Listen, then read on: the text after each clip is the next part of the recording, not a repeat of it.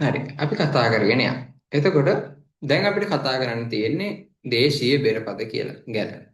එතකොට ඔයාලා දන්නවා අපි දැන් කලින් කතා කරා හින්දුස්තානි තාල ගැන.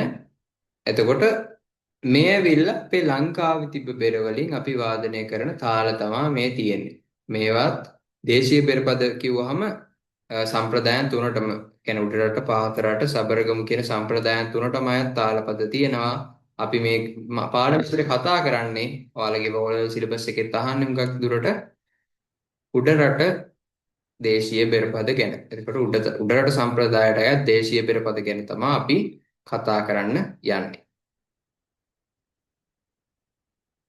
ඔයාලට පේනවා ඇති ස්ක්‍රීන් එකේ ඊළඟට අපි යනවා ස්ලයිඩ් ෂෝ එක.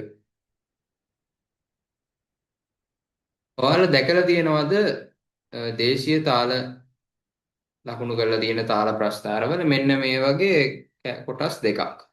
මේ වගේ නිකන් කාකපාදයක් වගේ එකක් කියන්නේ මොකද්ද මේ ලකුණු දෙක? කවුරු හරි දන්න කෙනෙක් කියන්න බලන්න.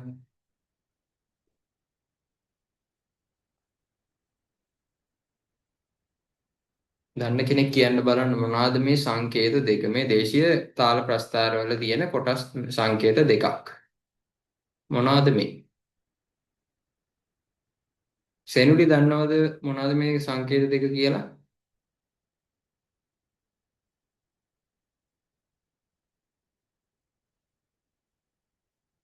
කෙවින් දන්නවද මොකද්ද මේ කියලා?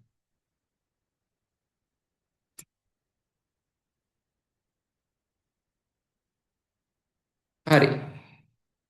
මේ තියෙන්නේ අර අපි කලින් කතා කරපු සමග්‍රහය කාලයේ වගේ මේ දේශීය බෙරපදවලදී ඒ තාල ප්‍රස්ථාරවලදී අපි යොදා ගන්න සංකේත දෙකක් තමයි මේ තියෙන්නේ.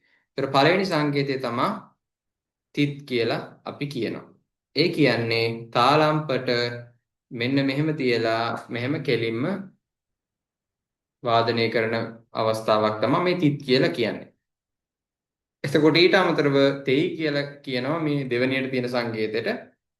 එතකොට ඒක තාලම්පටින් හෝ තාල දැමීමේදී අපි යොදලා පෙන්වන්නේ මේ විදිහට මෙහෙම තාලම්පටේ එක පැත්තක වැදීගෙන යන විදිහට වාදනය කරන එක තමයි තෙයි කියලා කියන්නේ. එතකොට තිත් මෙහෙම තෙයි මේ විදිහට අපි දාලා පෙන්වනවා.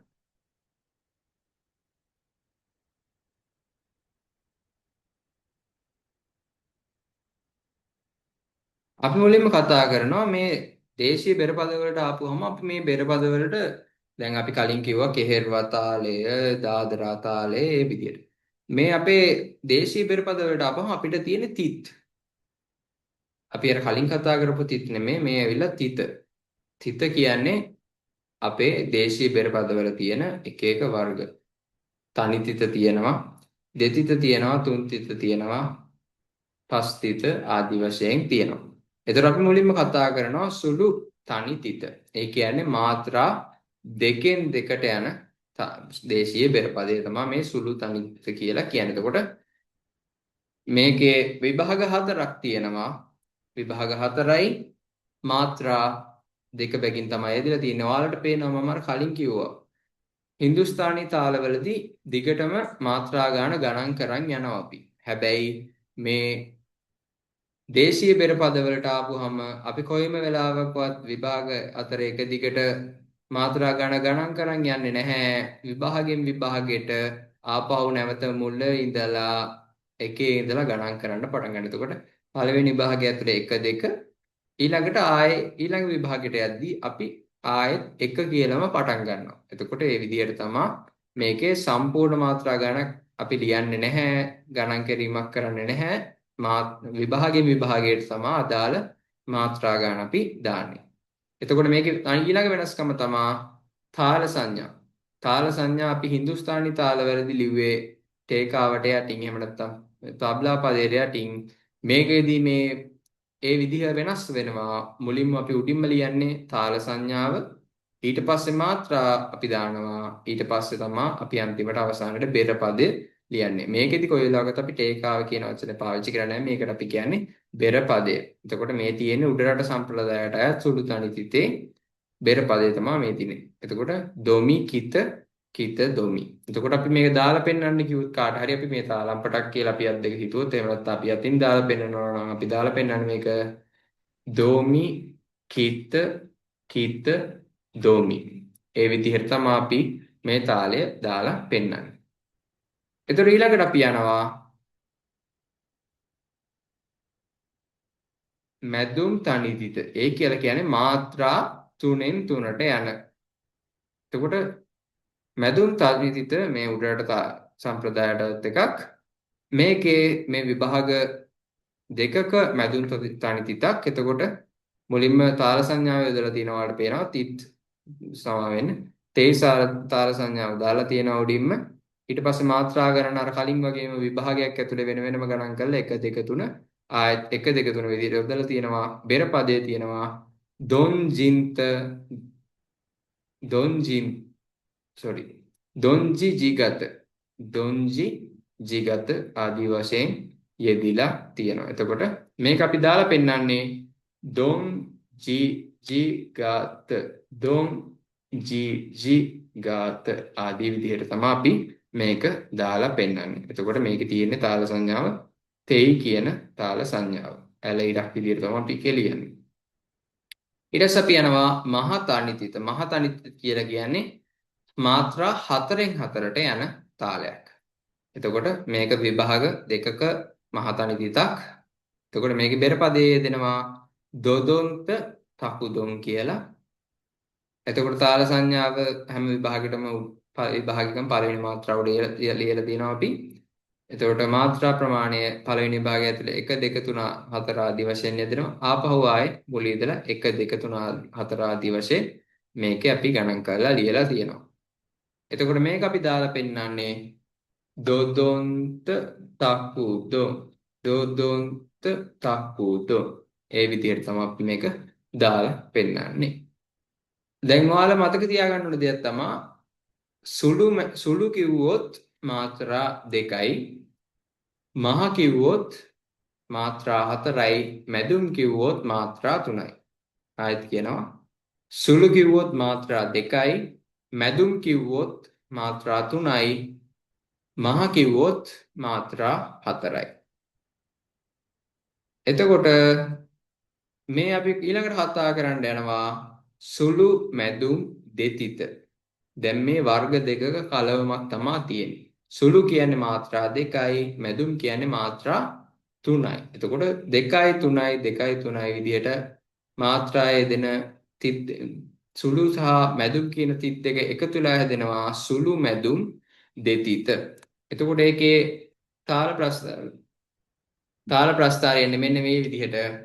එතකොට පළවෙනිම විභාගය ඇතුලේ මාත්‍රා 2යි ඊළඟ විභාගය ඇතුලේ මාත්‍රා 3යි ඊළඟ විභාගය ඇතුලේ මාත්‍රා 2යි ආයි ඊළඟ විභාගය ඇතුලේ මාත්‍රා 3යි. එතකොට කලින් වගේම තමයි මේක මාත්‍රා විභාගයෙන් විභාගයට මාත්‍රා වෙන වෙනම එකේ ඉඳන් ආයෙ ගණන් කරන්න පටන් ගන්නවා. එතකොට මේකේ මම ටයිප් කරද්දි ඒක වැදිලා තියෙන චුට්ටක් ඈත් වෙලා මේ කෑලි දෙක ලං වෙලා තමයි එන්න ඕන. අපි අර මුලින්ම පෙන්නපු විදියට තමයි එන්න ඕනේ. මේ කෙරවලවල් දෙක උඩ තියෙන ඒ දෙක යාවෙන්න ඕන මේ තිත් කියන තාල සංඥාව. එතකොට ඔයාලට පේනවා මාත්‍රා ප්‍රමාණය අඩුවෙන් තියෙන විභාගය ඇතුලේ තමයි තිත් කියන තාල සංඥාව දාලා තියෙන්නේ. එතකොට වැඩි මාත්‍රා 3ක් තියෙන තැන තේයි තමයි දාලා තියෙන්නේ. එතකොට මේකේ බෙර පදයේ දෙනවා දොන් ජින්ත ගත දොන්ත. එතකොට මේක දාලා පෙන්නන්නේ දොන් ජින්ත ගත දොන්ත. දොන් ජින්ත ගත දොන්ත. එතකොට මාත්‍රා 2යි 3යි 2යි 3යි විදිහට යන සුළු මැදුම් දෙතිත තමයි මේ තියෙන්නේ. ඊළඟට මැදුම් මහ දෙතිත. මැදුම් කියන්නේ 3යි මහ කියන්නේ 4යි. එතකොට මාත්‍රා 3යි 4යි 3යි 4යි ආදී වශයෙන් තමයි මේ වගේ දෙයෙන්නේ.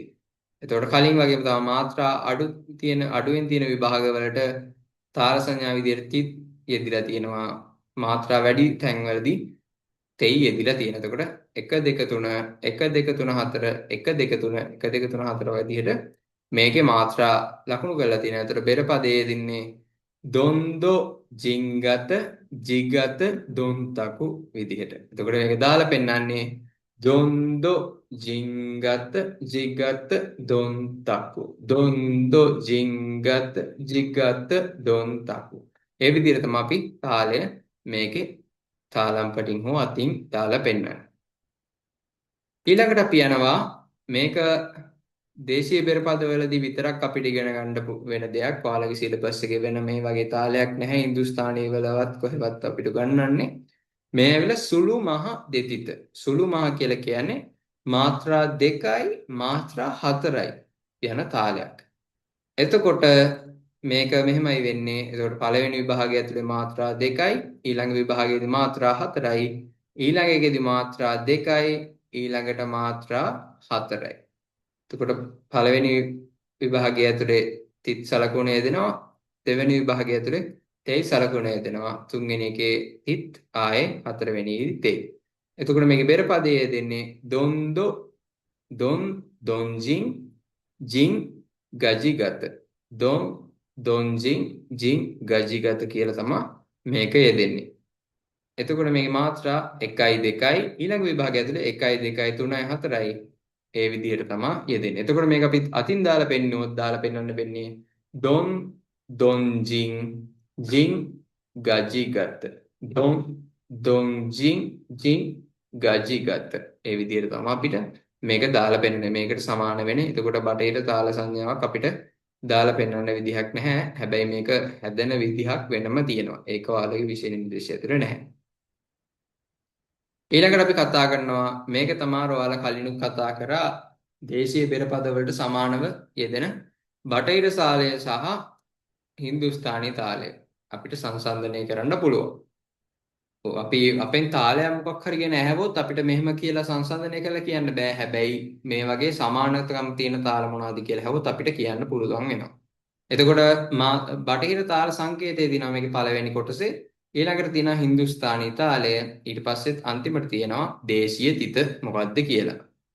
එතකොට හැමතිස්සෙම හින්දුස්තානි සංගීතයේ තාල තියෙනවා, දේශීය සංගීතයේ තිත් තමයි තියෙන්නේ. එතකොට බටහිර සංගීතයේදී මෙහෙම ඉලක්කම් වලින් දාලා පෙන්නන්නේ ඒක බටහිර තාල සංකේතය. එතකොට 2/4 මුලින්ම තියෙනවා. එතකොට කියන මාත්‍රා දෙකෙන් දෙක යෙදෙන තාල. එතකොට හින්දුස්තානි සංගීතයට ආපුවම අපිට තියෙනවා ලාවනී තාලය. දගේ නැති නකදින තමයි තියෙන්නේ. ඔයාලට මතක ඇති අර කෙහෙරවල ටේකාවමයි තියෙන්නේ. ඒක මාත්‍රා දෙකෙන් දෙකට හැබැයි ඒ උනට යෙදෙනවා. එතකොට ඒකට සමාන වේදන දේශීය තමා සුළු තනි තිත. එතකොට ඒක මාත්‍රා දෙකෙන් දෙකට තමයි බෙරපදේ යන්නේ. ඊළඟට බටහිර සංගීත තාල සංකේතය තියෙනවා 3/4. එතකොට ඒකට සමාන හින්දුස්තානි තාලය තමයි දාදරා තාලය. දා දීනා දා තුනා. ඊට පස්සේ දේශීය තිතට ආවොහම ඒකට සමාන වෙනවා මැදුම් තනි තිත. ඒ කියන්නේ මාත්‍රා 3න් 3ට තමයි යන්නේ. දොන් ජින්ත සමාන වෙන දොන්ජි ජිගත. ඒක තමයි ඒකට තාලය. ඊට පස්සේ බටහිර තාල සංකේතය යෙදෙනවා 4/4. 4/4 කියන එකට සමාන තාල දෙකක් තියෙනවා හින්දුස්තානි සංගීතය වලගේ විෂය නිර්දේශය ඇතුලේ. පළවෙනි එක තමයි කෙහෙර්වා, ඊළඟ එක තමයි ත්‍රිතාල. කෙහෙර්වා වලට ඒකාව වේදෙනවා දගේ නැති නකදින. ත්‍රිතාල වලට ආපුවම ඒකාව වේදෙනවා දා දින් දින් දා දා දින් දින් දා දා තින් තින් තා තා දින් දින් දා ආදී වශයෙන්. එතකොට ඒකට සමාන වෙන දේශීය තිත තමයි මහ තනි තිත. එතකොට 5/8 කියන තාලයට සමානයි ජප් තාලය. එතකොට ඒකට සමාන වෙනවා මාත්‍රා 2යි 3යි විදිහට යෙදෙන සුළු මැදුම් දෙතිත. හැමතිස්සෙම දෙතිතක්ද තනිතිතක්ද කියන එක හරියට ලියන්න මතක ඇතුව. සුළු මැදුම් තනිතිත කියලා ලිව්වොත් ඒ උත්තරේ වැරදි වෙනවා. එතකොට සුළු මැදුම් දෙතිත තමයි එන්න ඕන. එතකොට 7/8 කියන එකට සමාන හින්දුස්තානි තාලය තමයි දීප් චන්දි. ඒකට සමාන දේශීය තිත තමයි මහා සමාවෙන් මහ මැදුම් මහ දෙතිත. මැදුම් මහ දෙතිත තමයි 7/8 කියන තාලයට සමාන වෙන්නේ. එතකොට කලින් ඇහැවා වගේම තමයි 6/8 එහෙම නැත්නම් කෙම්ටෝ කියන තාලයට සමාන වෙන දේශීය බෙරපදේ මොකක්ද කියලා හැවොත් ඒකට දෙන්න වෙන්නේ කඩිනම් මැදුම් තනිතිත. ඒ කියන්නේ 3/4 කියන තාලයම ඩබල් වුණාම තමයි 6/8 කියන තාලය හැදෙන්නේ කියන සංකල්පය අනුව තමයි ඒ උත්තරේ අපිට දෙන්න වෙන්නේ. එතකොට ඒක තමයි කෙම්ටෝ තාලයට සමාන වෙන දේශීය තිත විදියට අපිට පෙන්වලා දෙන්න පුළුවන්. හරි. මම ඔයාලගෙන් පොඩි ප්‍රශ්නයක් අහනවා. ඒ ප්‍රශ්නේ තමා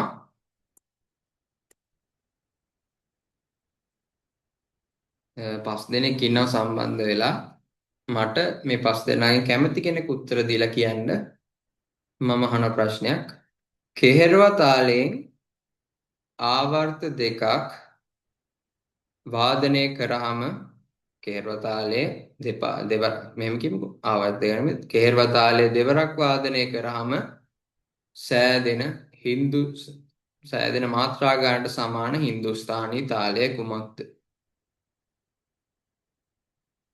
කෙහෙරව තාලයේ දෙවරක් වාදනය කිරීමෙන් සෑදෙන සම්පූර්ණ මාත්‍රා ගණනට සමාන වන හින්දුස්ථානී තාලය කුමක්ද? සෙනුලි මොකද කියන්නේ ඒකට?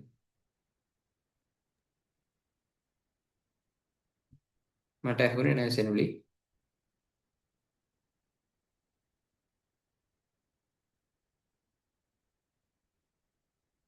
කෙවින් මොකක්ද ඒකට දෙන උත්තරේ? ලාවනී තාලය. ලාවණී තාලය.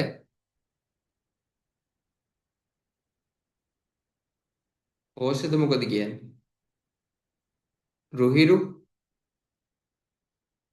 නිතිනි මොකක්ද කියන උත්තරේ? කේර්ව තාලේ දෙවරක් වාදනය කරාම මොකක්ද අපිට එන තාලය? රිතාල් මොකද්ද?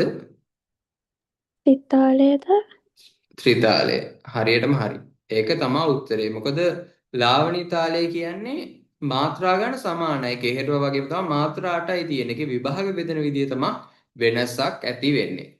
හැබැයි මාත්‍රා 8 ඒවා දෙකක් කියන්නේ කේහෙරුව දෙපාරක් වාදනය කරාම මාත්‍රා 8යි 8යි 16ක් හැදෙනවා මාත්‍රා. එතකොට මාත්‍රා 16කින් සමන්විත හින්දුස්ථානී තාලය තමයි අපිට ඉගෙන ගන්න තියෙනවා ත්‍රිතාලය. එතකොට ත්‍රිතාලය තමයි ඒකට සමාන වෙන්නේ. ඒ වගේ ප්‍රශ්න ඔයාලගෙන් පේපර් වලදී අහන්න පුළුවන්.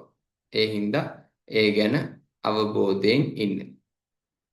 හරි. අපි ඊළඟට යනවා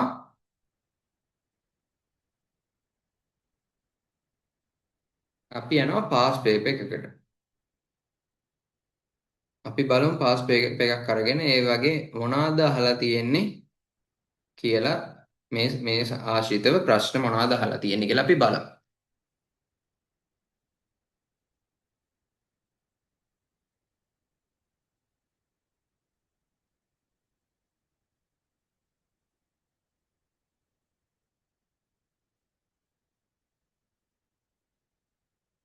හරි. මේ තියෙන්නේ 20/24 ඒ කියන්නේ ඔයාලට කලින් අවුරුද්දේ පාස් පේපර් එක තමයි මේ තියෙන්නේ. එතකොට මේක අපි බලන් යමු පළවෙනි කොටසේ මොන හරි අහලා තියනවද මේ ආශ්‍රිතව කියලා.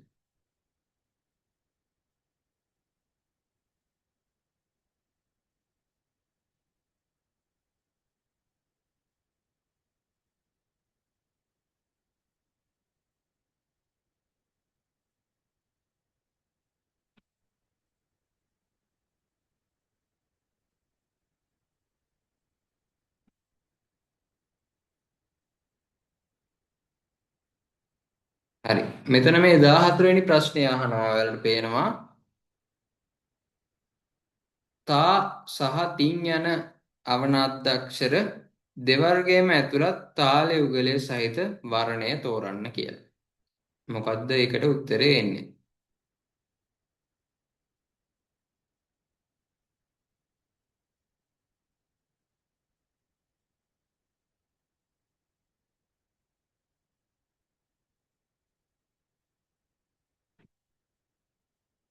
දන්න කෙනෙක් උත්තර දෙන්න බලන්න. තා සහ තින් යන අවනාද්‍යක්ෂර දෙවර්ගයේම ඇතුළත් තාල යුගලයක් සහිත වර්ණය තෝරන්න.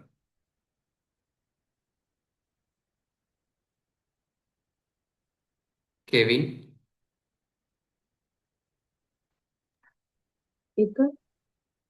එක දීප්සන්ධි සහ ත්‍රිතාල. දීප්‍රන්තිශාලයේ යෙදෙනවා දාදින් දාදාදින් තාතින් දාදාදින් විදියට යෙදෙනවා ත්‍රිතාල වල දා දින් දින් දා දින් දින් දා තින් තින් තා දින් දින් විදියට තා තහ තින් යන අවනත් අක්ෂර දෙක යෙදෙනවා. එතකොට ඒක තමයි හරි උත්තරය වෙන්නේ.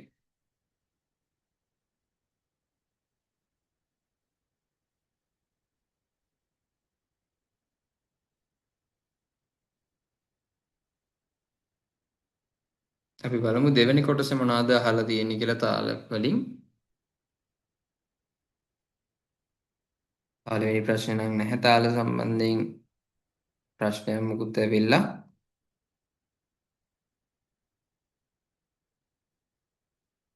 හරි මේ පේනවා ඇති ඔයාලට. ඒතර 20යි 25 20යි 24 පේපර් එකේ තුන්වෙනි ප්‍රශ්නේ තුන්වෙනි අණු අංකයට යටතේ අහලා තියෙනවා යාලා. ජප්තාලේ ටේකාව નિયમિત මාත්‍රා විභාග අනුව තාල සංකේත සහිතව සමලයෙන් යුතුව ප්‍රස්තාර කරන්න. සමලයෙන් කියලා කියන්නේ සාමාන්‍ය තියෙන ලය. ඒ කියන්නේ සාමාන්‍ය විදියටම ප්‍රස්තාර කරන්න කියලා තමයි තියෙන්නේ. එතකොට ජප්තාලයේ ටේකාව දෙන්නේ කොහොමද මනුති?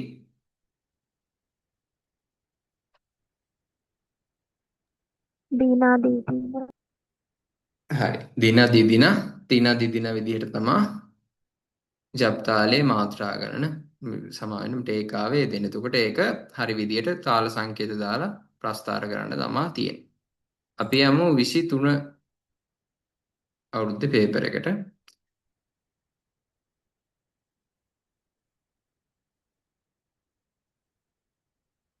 මේක 11 වෙනි ප්‍රශ්නේ අහනවා.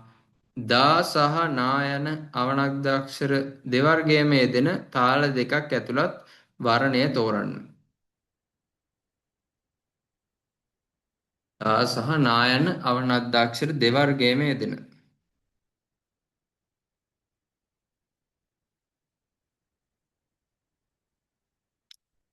නිතිනි මොකද්ද දෙන උත්තරේ මේකට?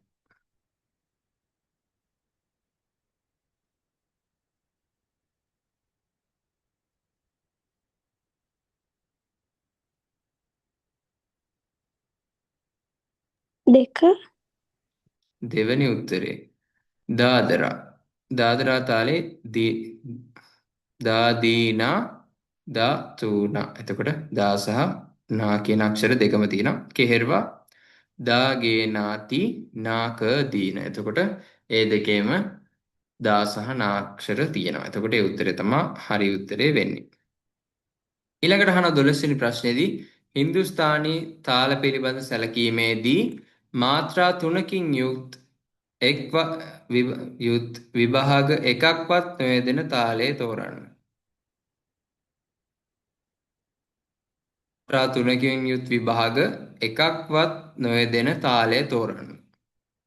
මොකක්ද ඒකට උත්තරේ වෙන්නේ?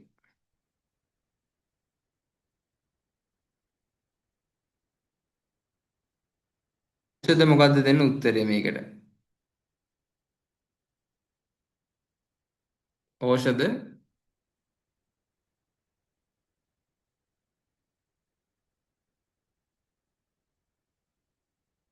රොහිරු මොකද්ද කියන්නේ මේකට උත්තරේ මොකද්ද දෙන්නේ ඔයා? එක විභාගයකවත් මාත්‍රා තුනක් යෙදෙන්නේ නෑලු. කෙවින් මොකද කියන්නේ? මොකද්ද උත්තරේ මේකට?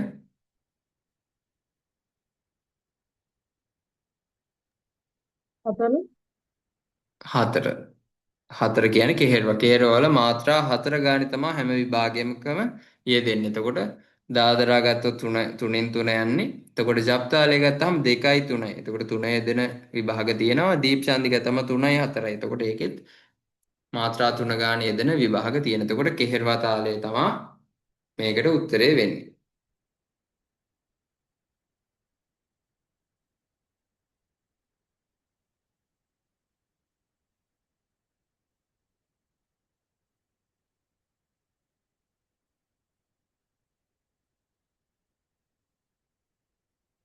මම මේකේ තාල සම්බන්ධයෙන් හැම ප්‍රශ්නයක්ම කරන්නේ නැහැ.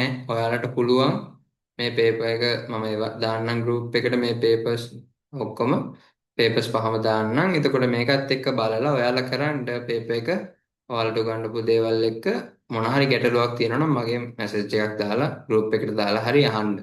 මොකක් හරි ගැටලුවක් තියෙනවා නම්.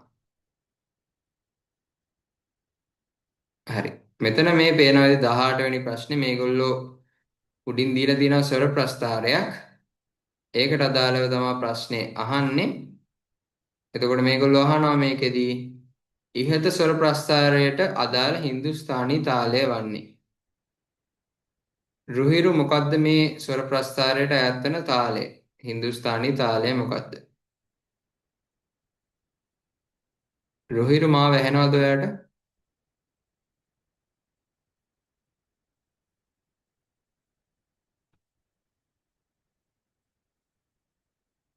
ඖෂධ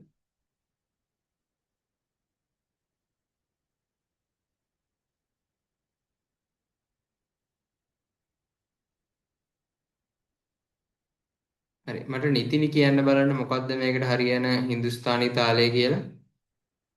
දීප්චන්දේ දීප්චන්දි තාලය තමයි හරියන්නේ. එතකොට මාත්‍රා 3යි 4යි 3යි 4යි විදිහට තමයි මේකේ ප්‍රස්තාරය කරලා තියෙන්නේ ඒගොල්ලෝ.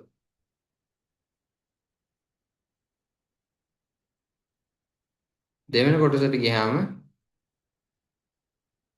මෙන්න මෙතන අහනවා පළවෙනි ප්‍රශ්නේ 9 වෙනි අණුවංකය අහනවා විභාග දෙකක් පමණක් යෙදෙන නිර්දේශිත හින්දුස්ථානි තාල දෙකක් වනුයේ. මනුති කියන්න බලන්න උත්තර එකක් කියන්න බලන්න මනුති. එක තාලයක් කියන්නේ විභාග දෙකක් දාදරා දාදරා තාලය. කෙවින් කියන්න මට අනිත් තාලය මොකක්ද කියලා. ඉහෙල්වදාලේ කේරවා තාලය. මට නිතිනි කියන්න බලන්න තව තාලයක් විභාග දෙකක් විතරයි යෙදෙන්නේ. කෙම්ට කෙම්ටෝ තාලය. හරියටම හරි.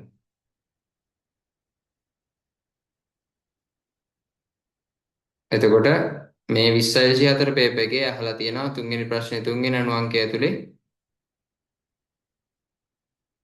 දීප්සන්ධි තාලයට ඒකාව නියමිත මාත්‍රා විභාග අනුව තාල සංකේත සහිතව සමලයෙන් යුතුව ප්‍රස්තාර කරන්න කියලා. එතකොට ඒක දීප්සන්ධි තාලයේ තාල සංඥා මාත්‍රා සහ ටේකාව ඇතුව ලියුවහම මේ සම්පූර්ණ ලකුණු ගන්න පුළුවන්.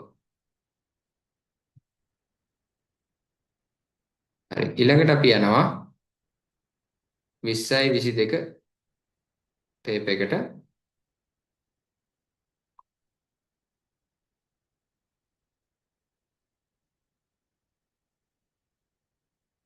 හරි මේකේ 9 වෙනි ප්‍රශ්නය අහනවා සෑම විභාගයකටම එක සමාන ලෙස මාත්‍රා සංඛ්‍යාවන් නොයෙදෙන තාලය තෝරන්න. කෙවින් මොකද්ද මේකට උත්තරේ?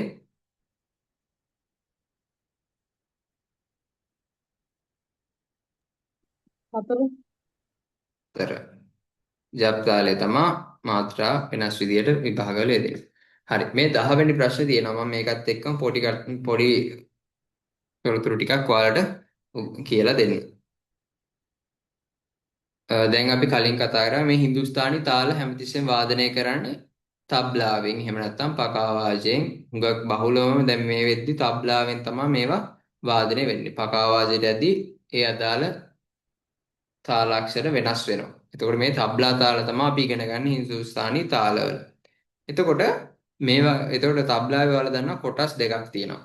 ලොකු කොටසකුයි පොඩි කොටසකුයි තියෙනවා. ඔයාලා කියනවා ලොකු එකයි පොඩි එකයි කියලා කිව්වට ඒවට නම් තියෙනවා. එතකොට ලොකු කොටසට කියනවා අපි බායාව කියලා. එතකොට පොඩි කොටසට කියනවා අපි දායාව කියලා. එතකොට ලොකු කොටසෙන් තමා කා ක ගේ ග වගේ අක්ෂර අපි වාදනය කරන්නේ ලොකු කොටසෙන් තබ්ලාවේ බායාවේ. එතකොට පොඩි කොටසෙන් තමා වාදනය කරන්න අපි තින් නා ට අන්න ඒ වගේ අක්ෂර වාදනය කරන්න අපි මේ තබ්ලාවේ පොඩි කොටසෙන්. එතකොට බායාවෙන් වාදනය කරන ලොකු කොටසෙන් වාදනය කරනවා ගේ ග ගී ක කී වගේ අක්ෂර. එතකොට අපි පොඩි කොටසෙන් 10න් වාදනය කරනවා තින් තු නා වගේ අක්ෂර. එතකොට මේ දෙකම එකතු කරලා අපි වාදනය කරනවා දා දින් වගේ අක්ෂර.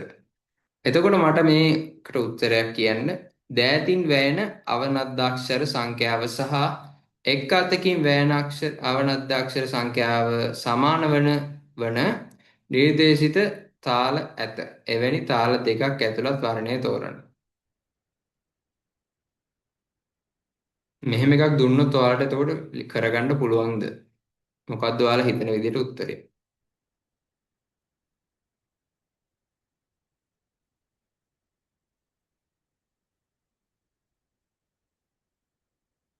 ඔයාලගේ තාල ඇතුලේ කෙහෙරුව තාලේ විතරයි තියෙන්නේ තනි අතකින් භායාවෙන් වෙන එක අක්ෂරයක්. අනිත් ඒවා ඔක්කොම තියෙන්නේ අත් දෙකෙන්ම වාදනය කරන ඒවා සහ දායාදෙන් වාදනය කරන ඒවා.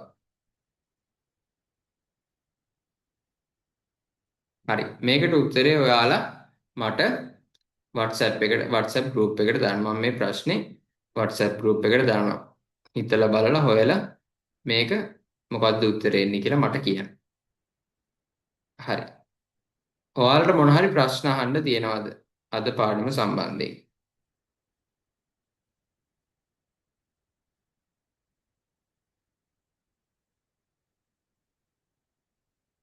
ඔයාලට මොන හරි ප්‍රශ්න අහන්න තියෙන ළමයි? කෙවින් මොන හරි ප්‍රශ්නයක් තියෙනවද පාඩම ගැන අහන්න ඔයාලට? මොන හරි තේරුම් නැති කොටසක් හරි මොන හරි තියෙනවා නම් අහන්න පුළුවන්. කෙවින්? නෑ සර් මුකුත් හරි. මනුදිට මොන හරි ප්‍රශ්න තියෙනවද අහන්න?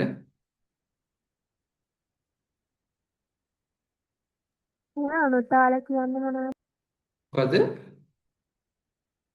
අනුතාල අනුතාල කියලා කියන්නේ සමග්‍රහයෙන් පස්සේ තාලයේ තියෙන ප්‍රධානම ස්ථාන. එහෙම නැත්නම් සමග්‍රහයට සමානම ස්ථාන කියලා අපිට ගන්න පුළුවන්. එතකොට ඒකෙදිත් අපි අත මෙහෙම මේ අත්පුඩියක් ගහලා තමයි අපි මේව එක පෙන්වන්නේ. අර තාල ප්‍රස්ථාර මතක නම් අපි 2 3 විදිහට යොදලා තිබ්බේ.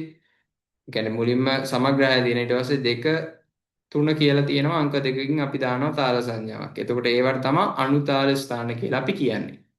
ඔයාලගෙන් කොයි වෙලාවකත් අනුතාල ස්ථානයක් කියන්නේ මොකක්ද කියන එක අහන්නේ නැහැ. ඒක තාල ප්‍රස්ථාරයේ කොටසක් විදිහට තමයි තියෙන්නේ. එතකොට 2 සහ 3 විදිහට අංක වලින් යොදන්නේ අපි තාල සංඥාවක් විදිහට ඒ අනුතාල ස්ථාන තමයි. හරිද? ඔයාගේ ප්‍රශ්නෙට උත්තරේ මනුති. හරි.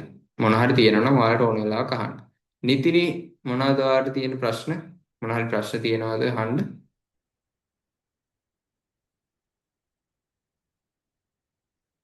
නෑ සර්. හරි. කෝෂද?